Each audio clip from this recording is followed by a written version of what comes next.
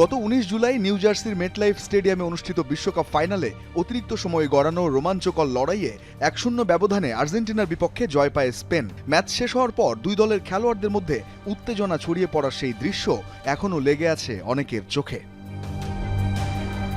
গাভিকে মাটিতে ফেলে দেওয়ার পাশাপাশি এরিক গার্সিয়ার গলা চেপে ধরেন লিয়ান্দ্রো পারেদেস। ওই ঘটনার জেরে দুই দলের ফুটবলারদের মধ্যে হাতাহাতি ধারণ করে তীব্র আকার। এবার সেই সংঘাতের জেরে কঠোর শাস্তির আওতায় আর্জেন্টিনার ৪ ফুটবলার ও ১ কোচিং স্টাফ। মিডফিল্ডার লিয়ান্দ্রো পারেদেসের শাস্তিটা হয়েছে সবচেয়ে বেশি।